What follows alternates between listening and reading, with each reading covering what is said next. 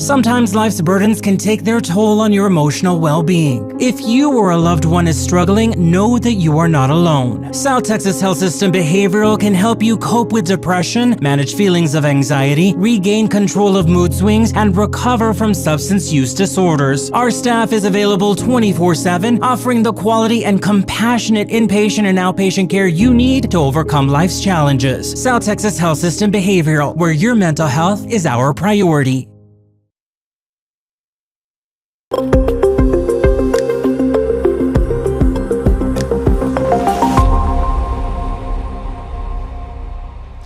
Greetings and welcome to our latest Let's Talk Mental Health webinar. I'm Tom Castañeda, the System Director of Marketing and Public Relations for South Texas Health System. On behalf of STHS Behavioral, thank you for joining us.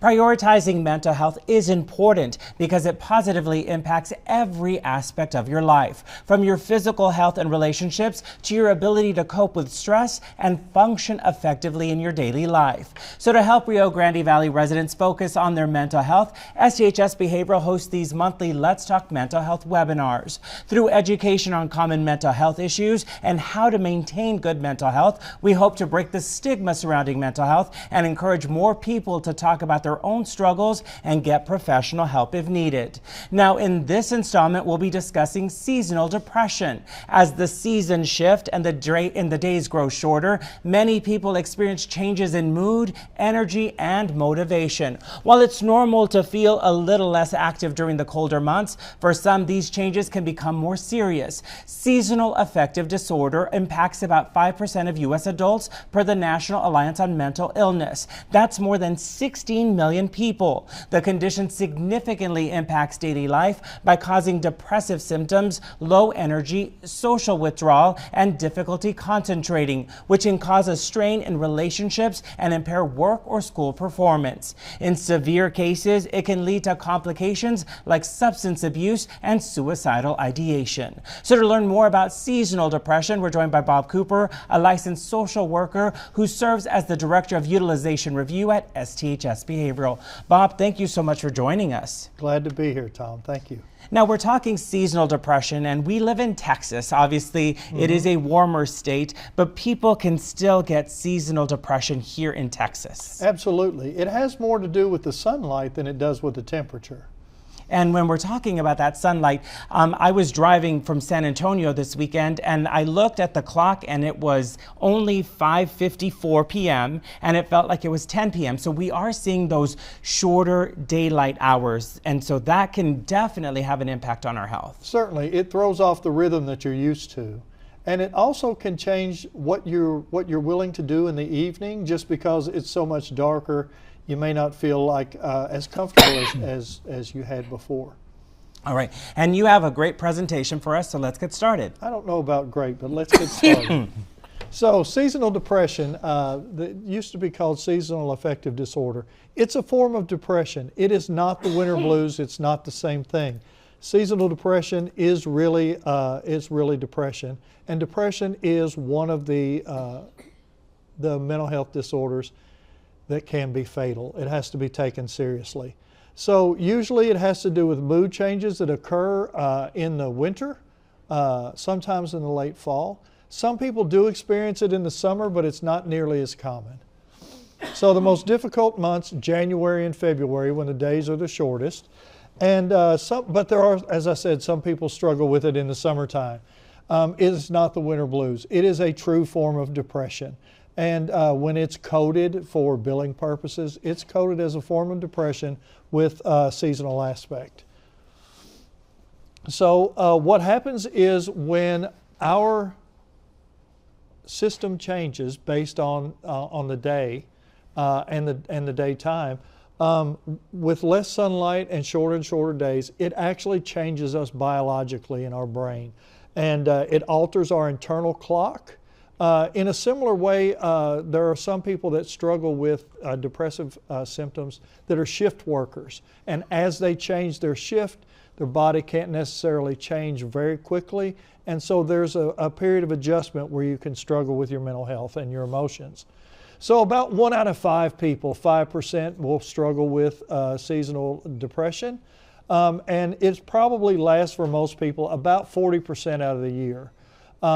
Generally, as the spring comes back and the daylight changes, people will revert back to their previous functioning. However, if you get treatment, you can get it to resolve itself quicker. As Tom said, we're in South Texas. We're closer to the equator than some of the people who are winter Texans. Before they were winter Texans, struggle with this more. They're further north. They have even shorter days than we do. And so the farther you go north, for most people, seasonal depression, 18 to 30 years old, and it's more common in women. I don't know why. So the symptoms are exactly the same as the symptoms for depression. And generally, for diagnostic criteria, you have to have 5 out of 9 over more days than not over a two-week period minimum. And so you have depressed mood. You have a thing called anhedonia, which means that things that are fun, things that are pleasurable, just aren't pleasant anymore. And I really don't get pleasure out of much of anything.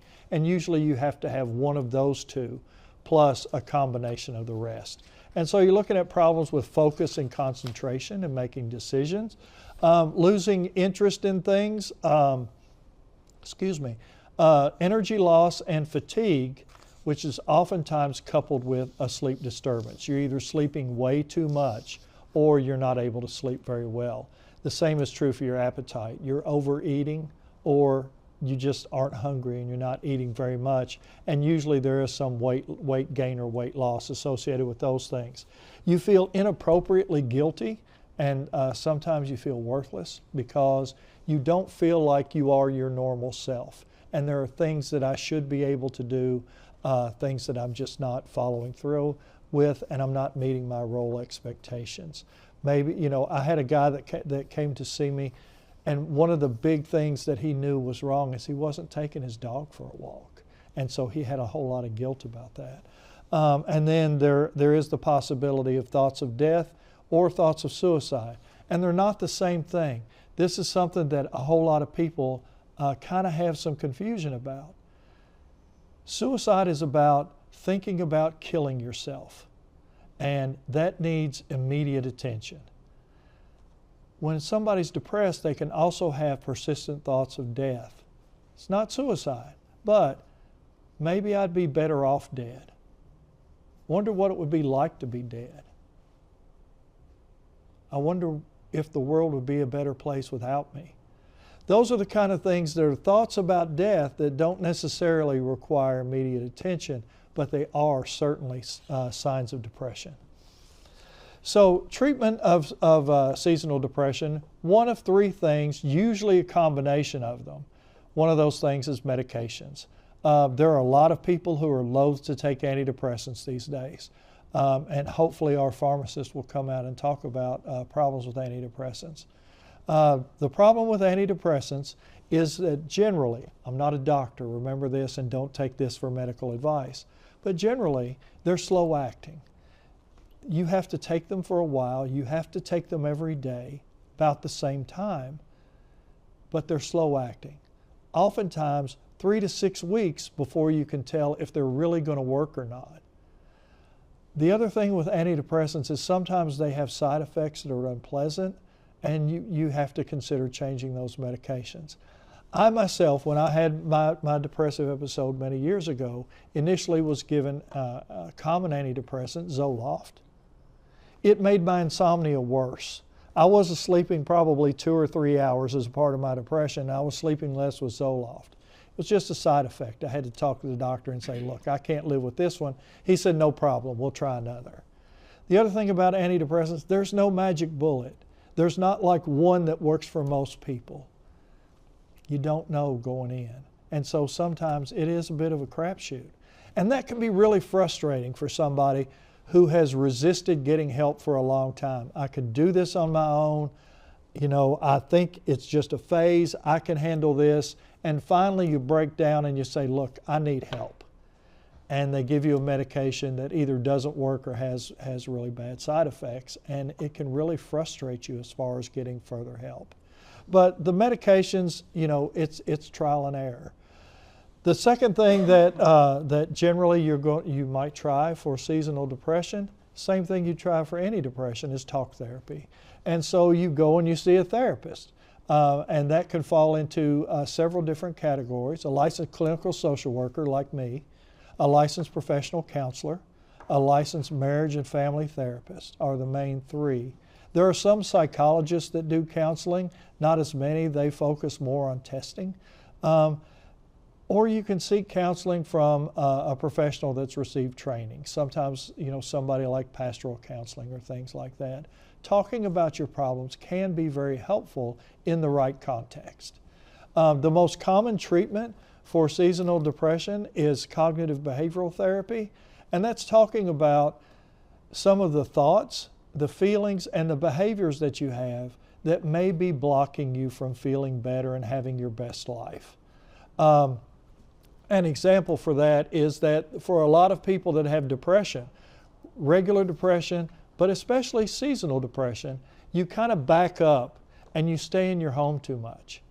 When you have true depression, you have three really big enemies: your bed, your couch, and your television. They keep you in your home, and wellness is not going to come looking for you. You have to go out and seek recovery. And so one of the things that I talk to with people who have depression is you need to be outside of your house. And on days like the way this evening's turning, where it starts to get really cold, you have to mitigate that a little bit and maybe just be in the window. And we'll talk about that in just 1 second, because light therapy is the third thing. Seasonal depression is not completely caused by, but an impact is the change in sunlight. And so one of the things that you can do if you do think you're having seasonal depression is in the morning when you have your coffee or your cereal or whatever breakfast you have, sit in the window where you can get some sunlight on your face. That's really important. It's important any time of the year to get a little bit of sunlight. It helps you with processing some of your vitamins and everything else. You do have to be careful. A person like me, I'm very prone to skin cancer, so I have to mitigate that somewhat. But having some sun on your face can be very helpful. There are also light boxes that people can buy. You can buy them just about anywhere. You can get them at Walmart. You can get them on Amazon. The thing about light boxes, though, is they're not regulated by the FDA. And so there can be some that either don't have enough enough light, or they may have too much. And you don't want too much UV light. You just want something that kind of simulates sunlight. And so you can buy these kind. There's a picture on the presentation right now. And if you work from home or if you're just surfing the net, you just have it set up on your desk, and so it's shining on your face. Generally, if you use light therapy, you want to use it early in the morning, but you don't want to use it all day. You just want to get some sun on your face, and that's enough. You want your eyes open, but you don't want to look directly into the light, kind of like an eclipse, right? And you follow the manufacturer's directions. But you should probably talk to your medical professional about using any kind of non-medical intervention, just so it's not contraindicated with any other treatments that you're receiving. So, as I said before, sit in your window in the morning and have your coffee. If it's warm enough, sit out on the porch. Get some fresh air. The other thing that you can do to mitigate seasonal depression somewhat is to take care of your other health needs. Eat well, get some exercise, make sure that you're following your sleep hygiene. If you can take care of these things, you're at lower risk for having depression overall, not just seasonal depression. So an important part of our positivity is our social connection. It's one of the biggest predictors of recovery. Recovery for people with substance use disorders, but also people recovering from any type of mental or physical health issue. Your recovery is oftentimes determined on the strength of your social support. You know how it feels sometimes when people just call to check on you? it means a whole lot that they actually took the effort and everything else, and it's more than just a text or something like that. So staying connected with positive people in your life. And I think before we have talked about being around people at the holidays that aren't necessarily positive, but staying connected with positive people in your life can help your mental health completely. If you think your mental health is slipping, whether it's due to the season or any other factor, please seek help. And with that in mind, we'll talk about what it's like to seek help. As I said, I have a very small practice, and so a lot of people that come in for the first time for an assessment have never been in treatment before, and they don't know what to expect. So treatment can be a little intimidating, and hopefully we can take some of the mystery and everything else out of that today. So check with your insurance. Always check with your insurance to see who's in your network. It's the difference between thousands of dollars. And you don't want to start therapy with somebody and then find out you can't continue with them because your insurance doesn't cover them. Make sure that you check with your plan. Call the number on your card. If somebody calls my practice and they say, do you take Blue Cross Blue Shield? They'll say, oh yeah, he does. I take 28 Blue Cross Blue Shield plans. There's thousands of them though. There's a bunch that I don't take. So you need to talk to your insurance and find out who's in your network. Second of all, think about who you might be more comfortable talking to. Do you want to talk to a man or a woman? Do you want to talk, how old do you want them to be? Does language matter? It does to some people, it doesn't to others. So think about the kind of person that you think you might be more comfortable with. And then choose from the people that are on your insurance panel. Okay. The other thing, do you want to do online therapy or do you want something in person? To be honest, my practice built very quickly during the pandemic because I was willing to see people in person. Mental health things can be very personal, and there are a lot of people that want to talk face to face.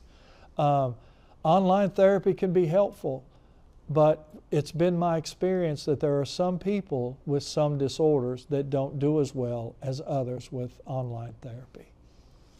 So when you go into the office, you start with paperwork, and there's going to be quite a bit of it to sign off on. Read the papers before you sign them, okay? You'll need a few phone numbers. You'll need the phone number for your primary care physician because we have to coordinate care. You'll need some information about your history. But two things you definitely need are your picture ID and your insurance card. We have to verify that you are who you say you are, and we're going to have to bill your insurance generally. If you go to a free clinic, you don't have to worry about that, but you'll still need an ID because there are concerns about your identity. You have rights and responsibilities when you enter treatment. The main rights and responsibilities are a therapist expects you to come to your appointments, to cancel them if you can't be there, and to participate in the process. Your rights are that you are treated fairly, and you have very specific rights for confidentiality. When you sit down in an office with a therapist, generally, everything that you say is private with 5 exceptions, and they're very specific. The first one is if you give your written permission. When you sign your paperwork, when you come in, you're going to give them permission to bill your insurance company. But if you want people to talk to your family or to somebody else that's important in your life, they'll need you to sign a form giving them permission to do so. If you are court mandated, for example, if probation has sent you to treatment, I'm going to have to get you to sign a letter that allows me to contact probation and give them details about your treatment. If I don't have that, I just can't give it. It's against the rules. The second one is if there's a true medical emergency. If you fall, hit your head, something like that, and you can't speak for yourself, then I have to be able to call 911, give information to the ambulance driver and things like that. It's limited. I can't talk about your therapy, but I can give them information about you that I have that need to process the emergency. So written permission, true medical emergency. Third is if there's a court order from a judge. It has to be from a judge. A subpoena from the attorney is not good enough. And generally, your therapist will ask questions of the judge about what needs to be revealed and what doesn't. But it's a possibility. Okay. The fourth one is if there's an investigation. An investigation generally happens in one of two ways. Either you commit a crime against the therapist, the staff, or the facility. They have the right to press charges against you. Hopefully that doesn't happen.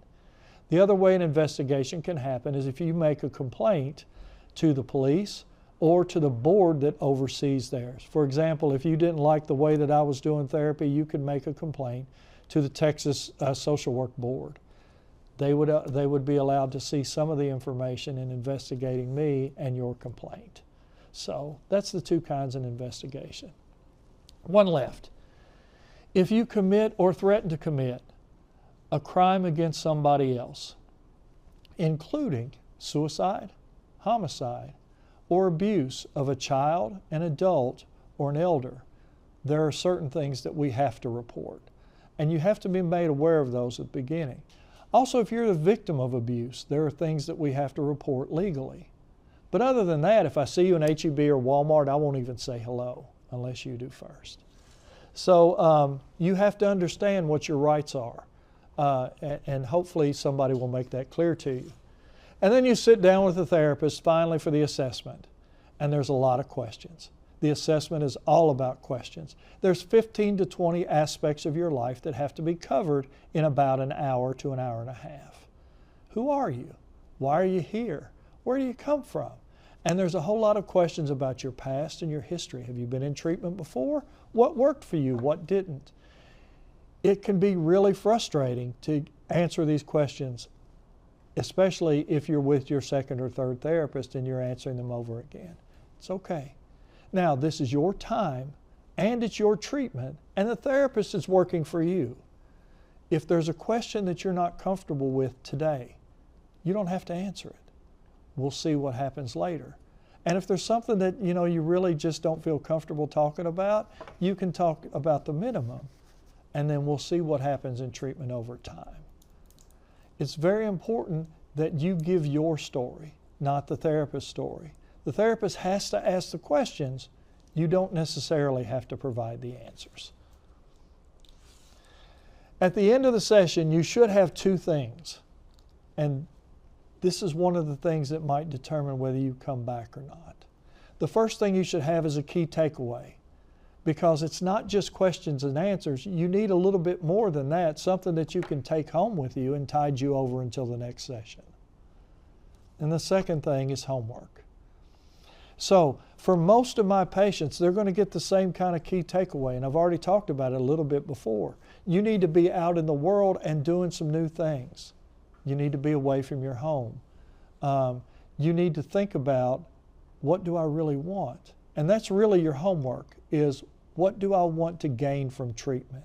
Because after the assessment comes the treatment plan, and we're going to sit down and say, here's the problem that we want to resolve. Here's what we might do about that. The treatment plan belongs to you. I've had a lot of times where I have had people come in that had problems related to drugs and alcohol, but they didn't want to work on that. They wanted to work on their relationship or work on their anxiety. It's not my treatment plan, it's yours. And we're going to talk about what you need to talk about today. I also give people some ideas of things that they can do in the community in between now and the next session, because I can't say this enough. Your illness will come for you. Recovery won't. You have to go out and get it. So what are some of the things that we can do between now and the next session to help you feel better? What are some new coping skills that you can try? What are some things you can work on or think about? After your assessment, you need to sit in the car for a minute and think about, do I really want to come back? And then over the next day or so, you need to think about how your assessment went. Did the therapist hear me, or did they just ask questions?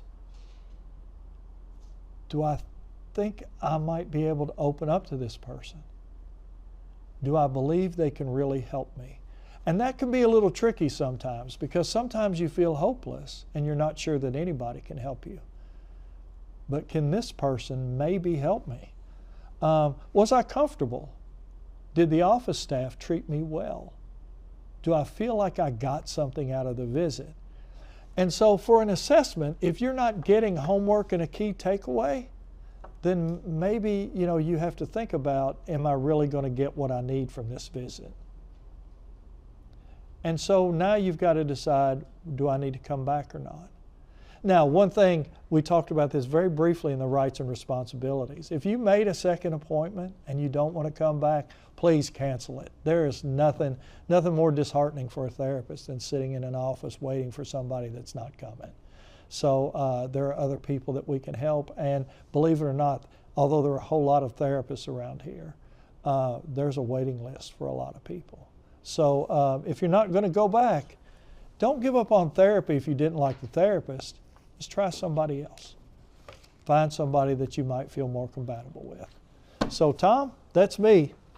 All right, let's get back into seasonal affective disorder. Okay. So SAD. We'll talk a little bit about that just to recap some of the things that we talked about. So those symptoms that we're going to experience are very similar, as you mentioned, to depression. So you're going to have some of that sadness, feeling depressed most of the day, almost every day.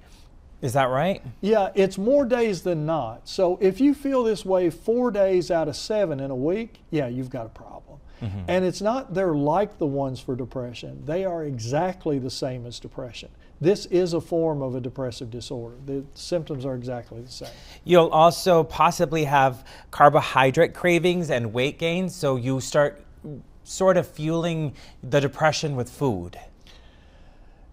Or you're not eating enough. Okay. It's one way or the other. Now, when I had my depression, I would sit down and eat a half a gallon of ice cream for dinner. Okay. I put on a whole lot of weight when I was depressed. There's a lot of neurotransmitters that you have in your brain that are also in your gut. And so sometimes, yes, you do eat way too much, trying to soothe yourself. You also have extreme fatigue or a lack of energy. And I know that a lot of us don't get sufficient sleep sometimes. So that could lead to fatigue. But if this is a prolonged period that you're experiencing this fatigue, this lack of energy over 4 out of 7 days, as you mentioned, those numbers, then it could be a sign that you're dealing with something more serious. Right, but it's not necessarily related to sleep. And this is one of the frustrating things about when you're depressed, is that you may be getting sufficient sleep, but you just don't have the energy to do anything. You also lose your motivation. It's not the same thing. I just don't feel like doing anything. But you can have both, or you can have one or the other.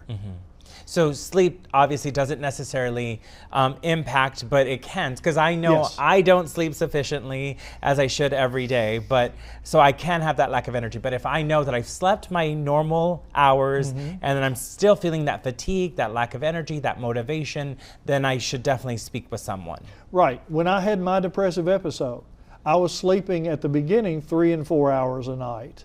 I was still able to do my job effectively, and I didn't come home and go to bed. I was up, and I had enough energy to do everything. I just couldn't sleep at all. But there are other people who are getting plenty of sleep or sleeping too much. There's the other end of this, that just can't seem to get up and do things. They just don't. They just don't have it. And you mentioned that lack of motivation. So there's that trouble concentrating, like just being able to sit down at work and focus on the tasks at hand. Right. It's having that brain fog. It's going into the next room for something and not knowing what you went in there for. But it's also indecisiveness. I worked with a woman many years ago who, in the midst of her mental health crisis, literally could not decide if she wanted a Coke or a Pepsi. And her question was, tell me what to drink. And so that was obviously a very severe case. But people ask you questions and everything else, and I just don't know. I don't know. And that's when it becomes socially frustrating to other people, because they think you should be able to crawl out of this, and sometimes you just can't. Another one is feeling irritated or agitated. So being easily set off by any little inconvenience, any situation. It really impacts your overall mood. Right, and everybody is on your last nerve. And worsening that, as I just mentioned, is people telling you to snap out of it, or why don't you just go do whatever. And they don't see that you can't. It's not that I won't, it's that I can't right now, and that's why I need help. It's not that I don't want to, it's I can't make myself do it. And obviously you're dealing with the lack of sunlight, but then you throw in the holidays, and I can only imagine the stressors of the holidays, Thanksgiving, Christmas, being around people that you may not want to be around in some instances, or shopping and the stress of buying gifts. So it just sort of adds to that. Right, the financial concerns that become very stressful, and more stressful it seems every year. The travel that you may not want to do to participate in family events with, as you said, people I may not want to see. And oftentimes you have somebody who is given extra responsibilities by the rest of the family. You know, we're going to have Thanksgiving at your house. It's not a choice. It's a you're voluntold kind of thing. And so there's a whole lot of frustrations about that. Plus, you're cold, and you know what? People in South Texas, you know, they really do not handle the cold very well because we're just not used to it. Our blood's gotten thin, and so it makes us feel uncomfortable all the more. Now let's talk about those complications, because obviously when we talk about mental health, we want to make sure that we're treating any condition that we're living with to maintain positive mental health. So those complications, social withdrawal, and we hear about it. Sometimes we just don't want to be around people, but why is social withdrawal over an extended period so dangerous? Because you're not getting the support that you need. All too often we think about, I can do this. I can get over this. I. Well, I didn't get over it right away. I needs to become we. And as the more we withdraw from people, the less support that we have. And it complicates our feelings of mastery, our feelings of control. I tried to do this, didn't work. I tried to do that, it didn't work. And now all of a sudden, not only are you depressed, but you're feeling kind of like a failure because you can't get yourself out of it. But you need other people, and you need other people that will poke you into getting help in the first place, will remind you of your appointments, will point out when you're starting to stay at home too much or not do this. And you need people that aren't just going to point fingers, but are also going to say, it's okay, had a rough day today, we're going to beat it tomorrow. I have had patients before, you know, who will tell me, you know, I don't want to do anything today. I said, if you choose not to do anything today, that means you absolutely have to do something tomorrow. And taking the days as they come, but making sure that you're making that effort to at least get out every other day if you're not able. Baby steps, as they say. Yes, and the effort is the most important thing. Success has never been in the outcome. Success is in the try. And so being in a certain place, that's a start. Making an effort is more important. Just trying. Just showing up at a family gathering and sitting in the corner, that's really not doing very much for you. You actually have to try and make an effort to gain support. And you have to beat your enemies. And those enemies, as you mentioned earlier, are your bed. So I know it's really hard sometimes to get out of bed and face the day. But getting out of bed, and if you're able to get out of bed, take a shower, avoid the sofa, because that's the next place where you could lose track of time and not leave your home. Yes. And then television or your tablet can soak you in, and you are isolating there. Right, and so as I was coming up as a social worker, those were the three big things. Now, the addition now, of course, is your phone and TikTok. You can find all of a sudden, you know, an hour's gone by and I haven't done anything but just scroll through TikTok. Doom So, scrolling, yes, as they call it, where you're absolutely, just yes. And constantly it really looking can at be videos. doom. It absolutely can be doom if you are depressed. Mm-hmm. Yeah. Another complication that we talk about is school or work problems. So obviously that brain fog, that inability to motivate yourself to finish the tasks at hand can impact your work and your school. So you can see your grades drop, your performance at work drop if you're not careful. Right, and if you're in a situation where you're just starting school or you're starting a new job, that kind of lack of focus and concentration can put you in a hole because you can't really learn the new processes as well as if you weren't suffering with depression, because I just can't, my attention's not there and my focus isn't there. It's not that you don't want to, it's that this kind of chemical issue is impairing you. And unfortunately, we do see a lot of cases of substance use disorder. So people turn to drugs, to alcohol, to sort of numb any feelings they may have or avoid any feelings they may be dealing with. So we have to be really careful to avoid any substances that could become addictive. And that includes things like caffeine as well. You'll see people who'll be pounding energy drinks, just trying to get anything, but you know what? It doesn't help their sleep cycle and everything else. For a lot of people, they start using substances just socially for the conviviality of it. But if they believe that it's helping, and the key word there is believe, they'll continue to use it over and over again, hoping that it will keep working for them, when the truth was it wasn't working very well in the first place. Alcohol especially is one of those things that's very counterintuitive. When you first start drinking, you get a little lift, you know, but over time, as you drink more, it becomes a depressant and it makes your depression worse.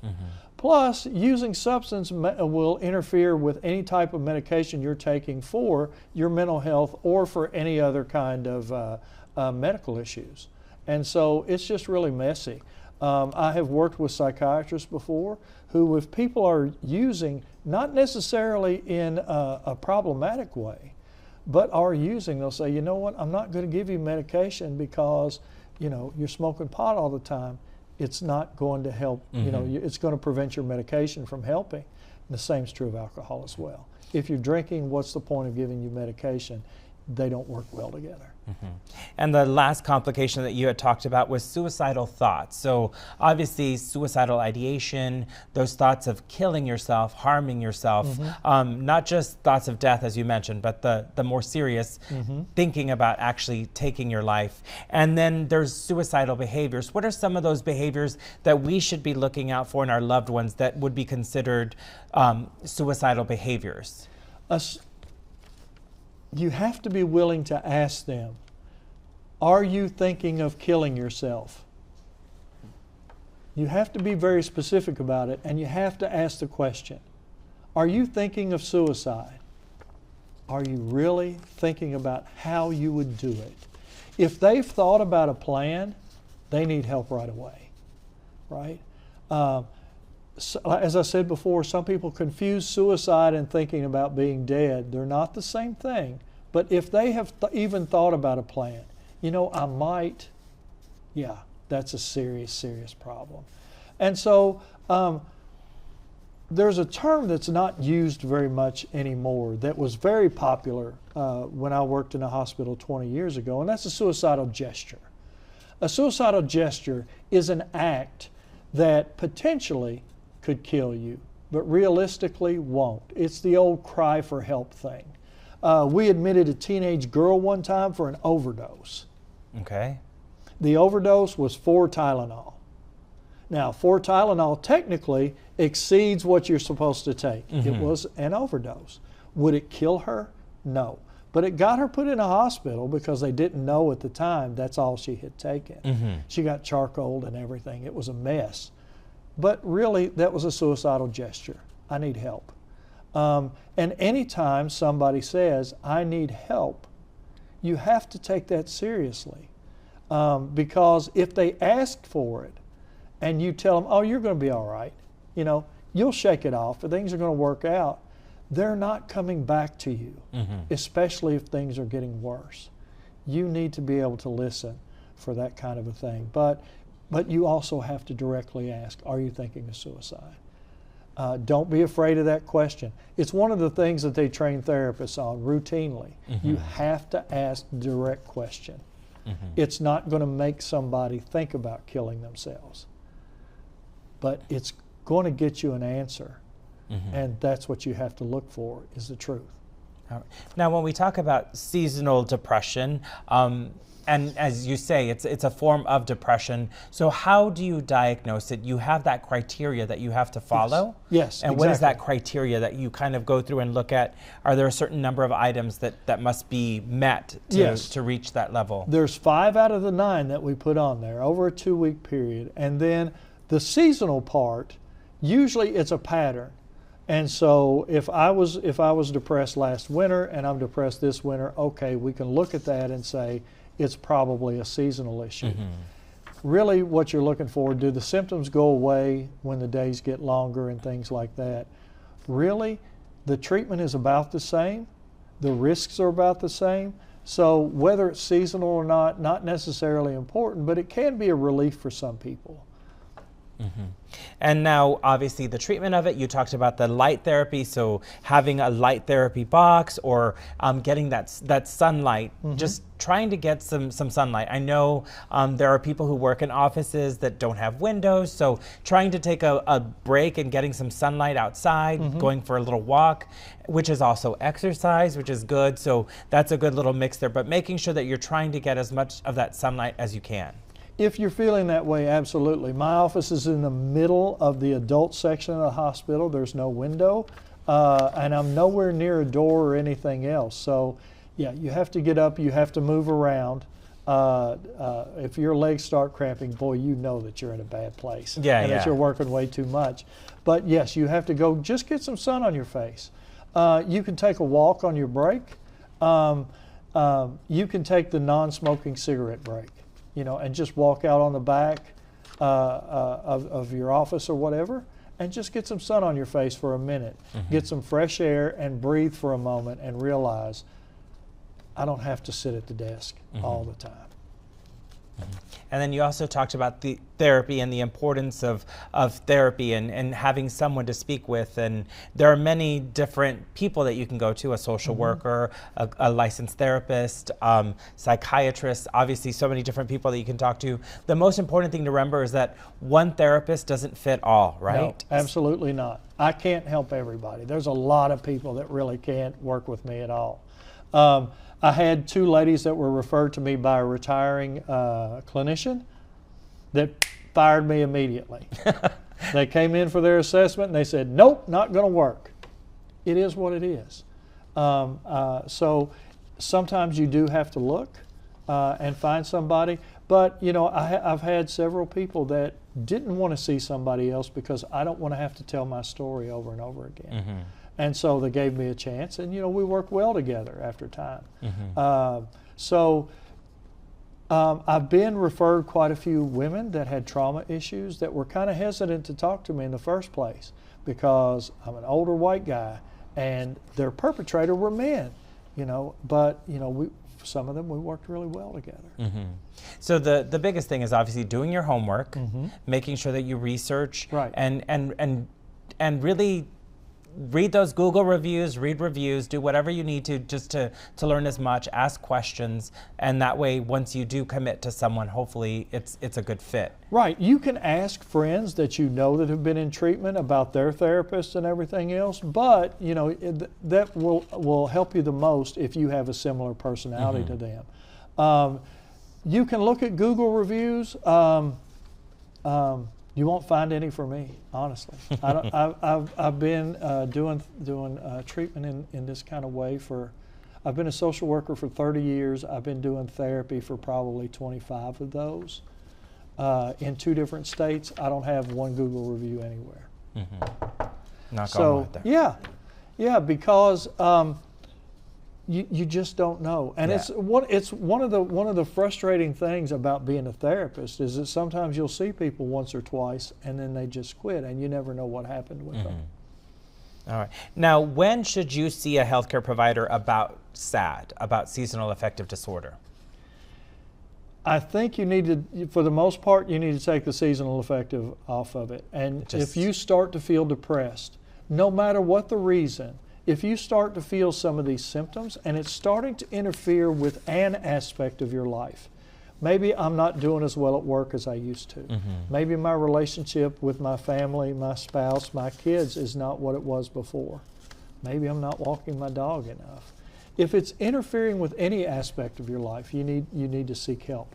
And as I always tell you, if there's a little voice in your head that says possibly, maybe, I don't know, there's a chance, you need to seek help.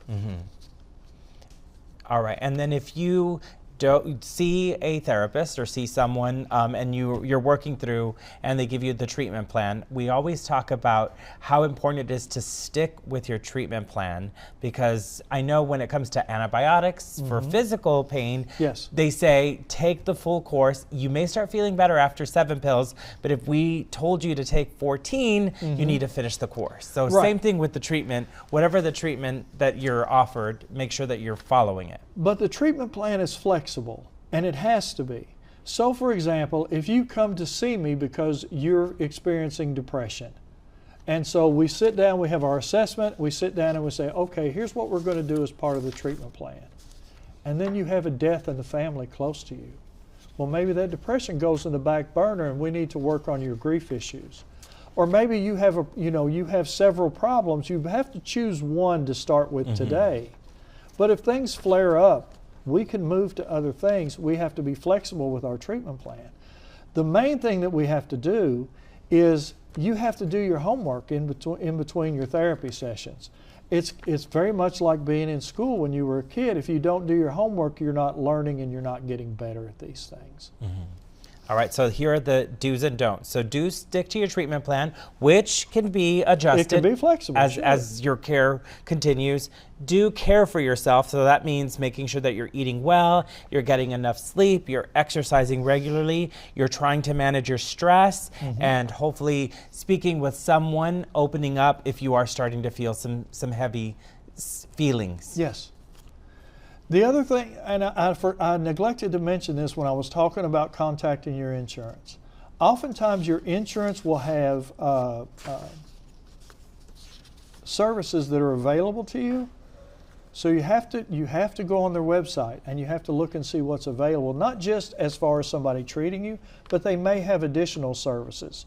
The insurance that I have through the hospital has a wellness app that is free to us. And it has both medical and mental health services to it. And so sign up for that and use that kind of a thing. Now, the don'ts when it comes to seasonal depression or depression in general would be don't isolate yourself. So we talk about that social withdrawal that happens. Make sure that you don't isolate yourself. You need to try and reach out to loved ones, get a support system going. Yes, absolutely. Because it's going to be the biggest predictor of your wellness is your social support. And don't use alcohol or unprescribed drugs. They may make symptoms worse and they can interact negatively with your antidepressants. Absolutely. And you also, one of the things that people will mess with are some of the legal things, Delta-8 or CBD products. You don't always know what's in those things, and so that can cause problems as well. All right. And now some prevention tips. Obviously, if we are trying to prevent depression, seasonal depression, it's important to stay active. So regular physical activity has been proven to help not only with your physical health, but your mental health. So trying to stay active. Right. And sometimes, when we've had the change in season, you just have to adjust your schedule a little bit.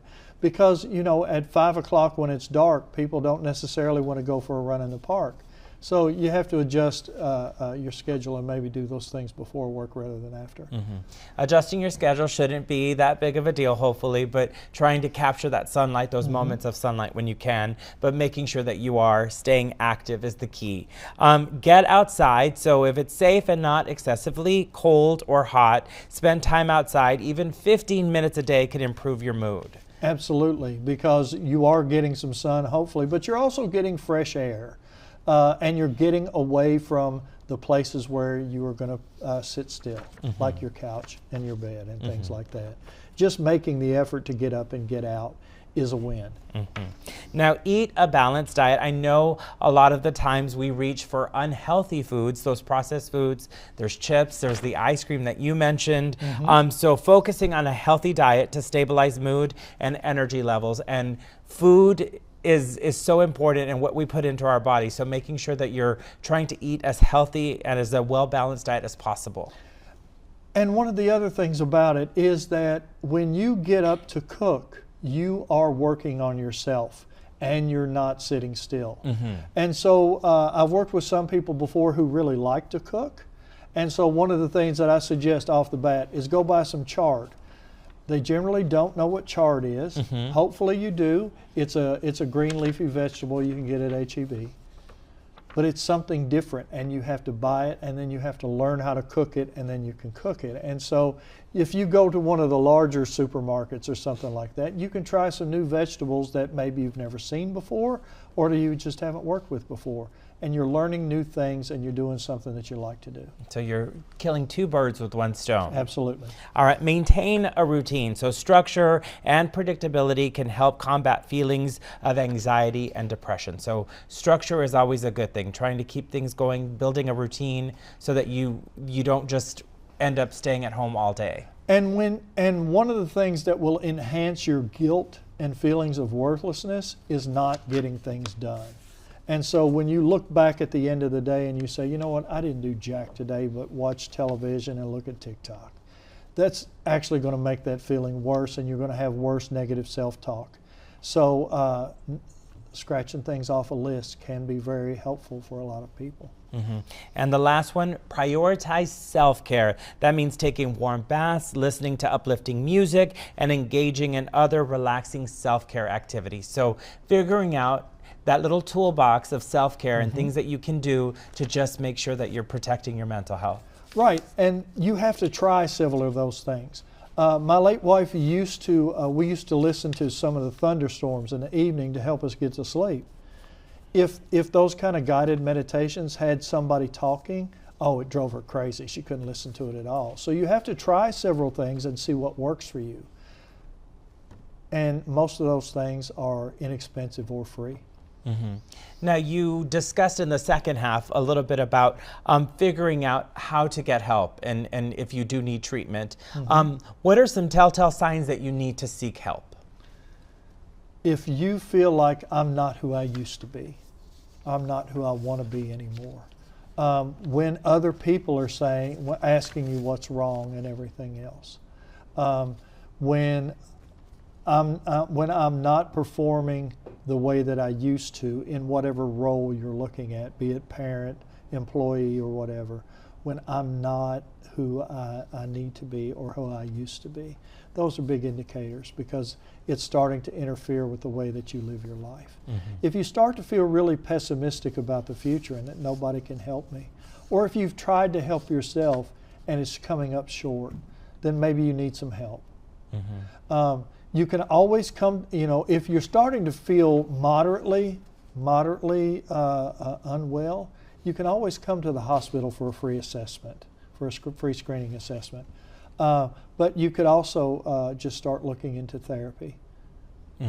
And again, you could be experiencing feelings. So it's feelings, it's thoughts. So the thoughts that are racing through your head. There's also body changes that you could be experiencing, behavior changes, which can be a telltale sign when your behavior start changing, and then connecting with people. So that social isolation, when you start not connecting with people as much, those are signs. How about in children? Are they very similar? Like if you're a parent? Absolutely. And one of the things that you also look for is, are they stopping things that they used to do all the time? You know me, I go to Lucha Libre all the time. All the time. If I just start withdrawing from that because it's not fun anymore, that's a worrisome sign. And so, if your kid plays a sport or if they do something in their extracurricular activities and it's just not fun anymore, that's a sign that things may be going a little bit sideways. Mm-hmm. So for people in the community who may have a loved one who is dealing with depression, seasonal depression, what is your key piece of advice for us to be of service and of help to them?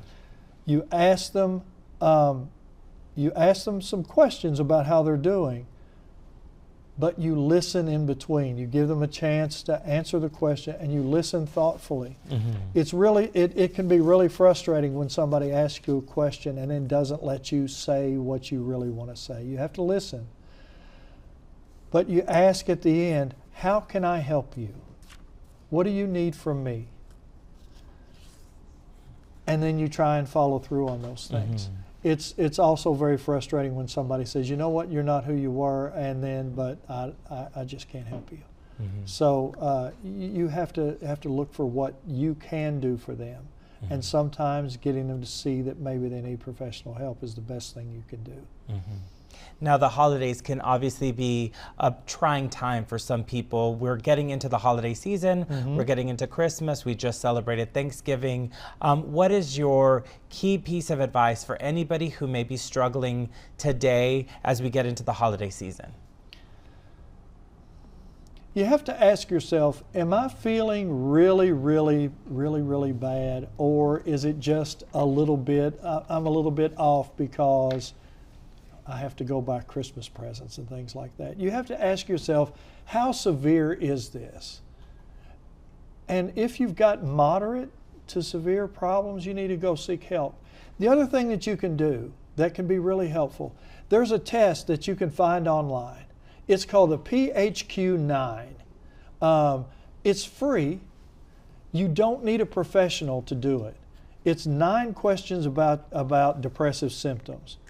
It's how you feel in the last 2 weeks and how you rate each one of these things, from not at all to a few days, more than half the days, nearly all the time. Take the test, and it gives you a scoring template at the end. And if you've got moderate to severe depression, seek help. Mm-hmm. If you've got mild depression, consider asking somebody about this. Mm-hmm. But it's a free test, and it's only for the last 2 weeks. And it tells you, here's how I am right now. And so maybe 2 weeks later, you take the test again. If I'm feeling worse, I definitely need some help. So the PHQ-9. Yes. And the most important thing is to be honest with your answers. Absolutely. You're the only one filling it out. You're the only one looking at it. So making sure that you're answering as honestly as possible. Yes, and on this test, you'll recognize it because almost every time you see a doctor, they're going to ask you the first 2 questions of this. And if you answer yes to either of those, they're going to ask you more of those questions. It's a very common test. It's used in a lot of things, but it's something that you can use on your own. And like I said, it's free. You don't have to see a professional for it. You just Google PHQ-9, and it will give you a score at the end, and it gives you something to think about, about how I'm feeling. All right. Well, thank you so much for your time, Bob. We really appreciate every time you come out here and give us so much important information. Thanks so much for having me, Tom. All right. And that officially concludes our webinar. We thank you for joining us. We hope you'll continue to prioritize your mental health and the mental health of your loved ones. If you are experiencing a mental health challenge, STHS Behavioral can help. The facility has served the South Texas community for more than 30 years, offering inpatient and outpatient treatment options. If you or a loved one is experiencing a mental health issue, you can schedule a confidential assessment by calling our hotline at 388-1300. Please remember that you are not alone. Speak with a loved one or seek professional help if you need emotional or mental health support. And if you are experiencing a mental health crisis, we urge you to call the National Suicide and Crisis Lifeline at 988. Licensed counselors are available to speak with you in English and Spanish 24 hours a day, 7 days a week. Now, don't miss our next installment of this Let's Talk Mental Health series on Thursday, January 1st. We'll be broadcasting it live at 5:30 p.m. via Facebook as we discuss mind-body wellness. We hope you can join us. And to watch our previous Let's Talk Mental Health seminars, all you have to do is visit sthsletstalk.com. Until our next webinar, stay healthy, stay safe, and please continue to prioritize your mental well-being. Sometimes life's burdens can take their toll on your emotional well-being. If you or a loved one is struggling, know that you are not alone. South Texas Health System Behavioral can help you cope with depression, manage feelings of anxiety, regain control of mood swings, and recover from substance use disorders. Our staff is available 24/7, offering the quality and compassionate inpatient and outpatient care you need to overcome life's challenges. South Texas Health System Behavioral, where your mental health is our priority.